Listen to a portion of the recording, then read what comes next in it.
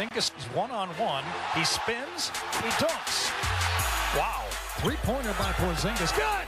Oh, baby. Oh, jump shot by Carmelo is short. And Porzingis above everybody. Dunks it home. Galloway for three. No, not that time. And Porzingis stuffs it home. He scraped the ceiling. Wow. Down low to Porzingis. He puts them all shot and hits. This crowd is roaring.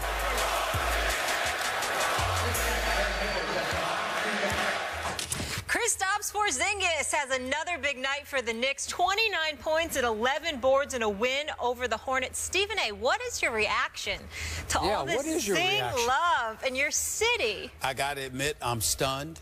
He deserves it. I like the promise. Phil Jackson looks like he did well with this pick. I'm actually going to go to the Knicks game. I'm going to end my book. Are you? Yeah. I'm going to go in a few days. I'm going to go to Really? I called them yesterday to let them know I was coming. And I will say this to you, though. My position on Phil Jackson is still one ripe with trepidation. You don't get paid $10 to $12 million just to finish last, stink during the regular season, and capture a high draft pick. As an executive, with his cachet, his name recognition, you have to show me you can go out there and recruit a marquee free agent. Otherwise, you ain't no different than Sam Hinkie in Philadelphia, who couldn't recruit anybody out of a paper bag. He's just trying to build off of the draft. So are you willing to admit that the future is suddenly now for your Knicks thanks to a 20-year-old I wouldn't say who's 7'3" I wouldn't Zinger, say the future is now. What I would tell you is that I like Porzingis a lot. 29 and 11? Well, that's against Charlotte, but Did you see the dream shake? I like him him a lot. See the putback dunks? I saw it. See the easy threes? I saw it's a little bit awkward. Got to put some weight on his bones. You'll see what happens. Do you realize he's putting pressure on Melo to live up to Porzingis? Yes, he is, and I like that. I like that. I'm very pleased with what I'm seeing for the New York Knicks. I want to state for the record, you should go and support the Knicks. My boycott is over. One thing for me, please take a selfie with Porzingis. Please, please send us that. That was our Chris Carter earlier today on Mike and Mike, speaking out about the lack of recognition for white NFL receivers. We welcome in Brian Dawkins to the desk. Good to see you. Good to see you as well. All right, Brian, so do you agree with CeCe's comments here? I hear what he's saying, but on this one I have to disagree. Okay. I think that if you look at Wes Welker and Edelman, I think that a lot of it, I think Tom Brady takes away from what they do. I think sometimes even goes with Peyton Manning with some of his receivers. Because of what Peyton is, as great as he is, they say that you can just put anybody in those offenses and they'll have success. I think that when you look at the receiver position, for whatever reason, it's become, well, I do know the reason, but because of the athletes that are at the position, the receivers, the brothers, they are able to do things on a consistent basis on the outside to exploit some of the coverages that goes up against them with today's rules, the way that things are today. I think that if you look at Jordy Nelson, I think he is one of the exceptions because he has that athleticism. He can actually get off the line of scrimmage. He can stretch the field. He has the speed. He has the ability to do some of those things. I don't think it, but I really don't think it's discrimination. It reminds me of the cornerback position. And I was really trying to think, when was the last time I could remember having a white cornerback? You got to go way back. Think about it. Like, when was the last time?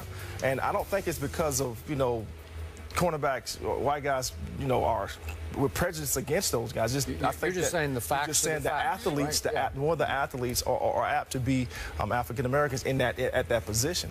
But I don't think that the guys are not getting the credit. I think they're getting the credit.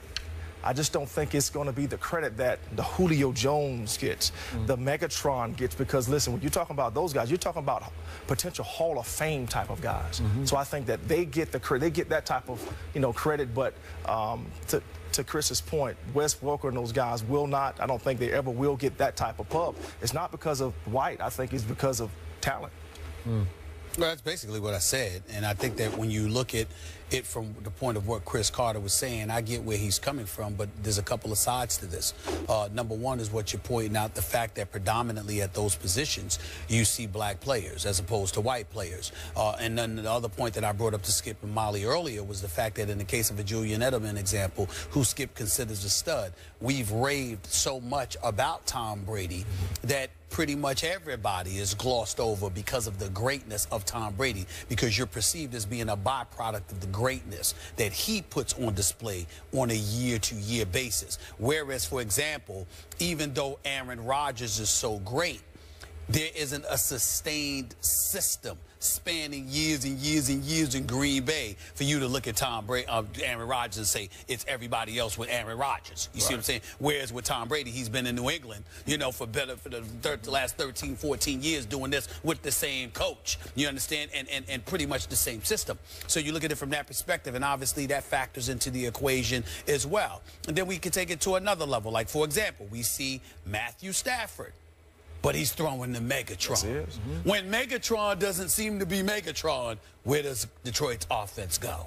How does it look? And so because of that, and you see that if you're getting shine, I think that the one thing that we have to recognize, black or white, if you're getting shine at a particular offensive position, you sort of take away from some of the other guys who are valid stars. In Minnesota, I'm quite sure they may have some dudes, whether it be in Rudolph, Bridgewater, or whomever, that, you know, have contributed, obviously, to them being 7-2. But all we think about is AP. Adrian Peterson. And especially in the NFL, with that shield, helmets on, shoulder pads, equipment, people not having a personal relationship with you from a visual perspective because you're wearing that equipment and this sort of hides your identity, combined with this fixation on promoting the shield and those 3 letters, all of those things added to the fact that there are particular athletes who get the most shine.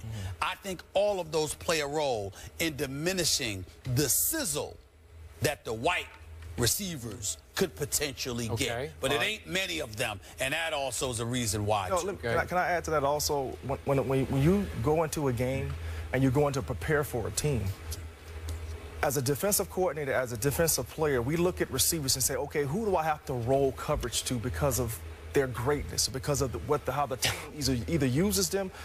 For instance, Randy Moss, all right? When he was in his heyday, there's only so many guys I gave that type of respect to line up maybe 15 yards deep instead of 10 to 12. It's because of what he can do. So, again, I think because of the talent, you look at things a little different. You see, we've seen things a specific way for so long, and it's been those guys outside, Megatron, those type of guys, that now we're getting more of the long, linear type receivers instead of the short, quick receivers, and some of the white guys are the short, quick receivers, and they work in the slot better. Well, Skip, to piggyback off of his point, remember Barry Sanders running back for the Detroit Lions. With other people, you look at guys, and, you know, you had this dude, the Hitman, or somebody like him, playing against Barry Sanders at that time, playing against anybody else. You're trying to cave their chest in. You're trying to smash them.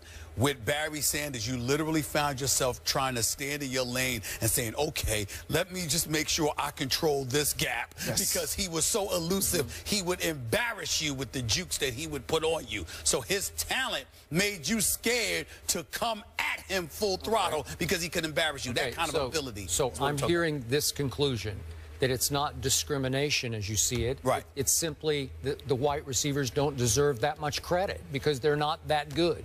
Is that fair? I'm not saying deserve the credit. I'm saying get the type of shine, as he put it, that some of the black players have. But you're saying because they break but they're the just top not line. as good, right? Is that a conclusion? Well, they're not playing the position, Skip. There are 2 freaks to me who are white wide receivers. Jordy Nelson. And I put Jordy Nelson in because remember, he's 6'3", 217 and runs 4.5. Okay, that's big time. Yes. I'm not saying he's Megatron. I do think he was having Megatron-like impact for Aaron Rodgers. Got it. I don't think Aaron Rodgers has been nearly as good without Jordy Nelson. Yeah, that's right. Okay, so it's a big deal. That's a lot of credit I'm giving Jordy Nelson. I think Julian Edelman is a little freak. He's not as big. Again, about 6 feet tall, maybe 200 pounds. But listen, he is 4'5". He has rare quickness and reasonably great speed downfield. They can split him outside, and he can run by people too. I'm not saying you roll coverage to him, but he can hurt you by running by people. Let me ask you this, because you actually are better to answer CC's proclamations than either Brian or myself with the question I'm about to throw at you. You talk about Julian Edelman, and how much of a little freak he is. Stephen A., I'm sorry to cut you off. Hold that thought and that question. We have to go to break really quickly, but we're going to stay on this subject and come right back to it. More in just a minute. Welcome back into First Take. Brian Dawkins is still here with us, and let's pick up where we left off. Stephen A., you had a question for Skip. I had a question because based off of what Cris Carter said, I think more so than Brian Dawkins or myself, Skip, you're the perfect person to answer this question. When you talk about Julian Edelman being that stud, but not being recognized, because that's what Cris Carter was alluding to, how responsible does somebody like even yourself feel, considering the fact that you rave so much about Tom Brady, knowing that potentially it could be rationale for how Julian Edelman gets reduced, simply because the greatness of Tom Brady is elevated above all things? But I've told you for years. You have. I thought Welker was more a product of Brady than this kid. Right. Because this guy, as he's emerged, Edelman, he's his own man to me, because he will get in anybody's face down the field. He will make noise. He is that guy. He is a fire starter. He is helping Brady. He's helping make Brady as much as vice versa. You've always made that point, but stay with me on this, Brian, because what I'm asking you is, because of how much you rave about Brady, how much of an issue do you think the media, including yourself, plays in the fact that Edelman, there may be validity to Cris Carter's comments because of how much Brady is so elevated? Because when I hear you talk about Edelman, I'm not going to lie to you. Even to me, it's an afterthought, because I remember you saying that everybody's a product of Brady's greatness. Could we conclude that if Edelman were black, that he would also be being discounted as a product? Absolutely. That's what I'm saying. I'm with you on that's that. what I'm saying. Okay, that well could be the case. The only person that will not ever be is Randy Moss. That's a good system, point. because of who he is. And again, when we start talking about these individuals, these being Randy Moss type guys, that's once in a lifetime type of dude. These are not the dudes that come along all the time. Right. And believe me, when you have GMs and they sit and watch film and they're trying to get personnel, you best believe they're not saying, okay, because this guy's a white guy, I'm not going to bring him on the team. Nobody's accusing them of that. They're not doing that. Yeah, right. On the other side of it, when guys step on the football field, the respect factor, and I'm speaking from a player's perspective, a respect factor for a player in a system goes a long way. It does. But then you just have those special guys that step outside of the system and begin to do things that the system did not teach it, teach them to do. Yep. This is what I'm talking about when you start talking about some of the brothers that have done it for a consistent basis outside. Right. And I think Jordy Nelson is second echelon of what you're talking about. Yes. He's not in the top. He's not in that Randy Moss, Megatron, Julio, whoever you want to throw up in, Des Bryant. He's not there, but he's second echelon as an impact wide receiver. And the only other starting wide receiver I know, and I brought him up, is Eric Decker. They're about the same size and same speed, but Eric Decker obviously is not Jordy Nelson. And then if we just look at the numbers, there are about 4 other slot receivers who are white, right? You got Edelman, Amendola now, obviously replacing Edelman. You got Cole Beasley in Dallas, and you got what's left of Wes Welker now playing for the Rams. And after that, I don't know anymore. So the facts are the facts. It's just, there just aren't very many. Yeah, they're not. But again, I guess back to Chris's point, are they getting the credit for being? And I think that they are. I think that the guys that do it well get credit. I think they do, but I think that the ones who don't, that may deserve it, is because of the greatness of a teammate that has such a profound impact that you can't help but gloss over it, because Patriots are about next man up. Even no matter who goes down, because we got the ninja, we got Tom Brady. Enough said. And when that happens, that is what Brady contributes to that's the shadow over those guys. That's what I think.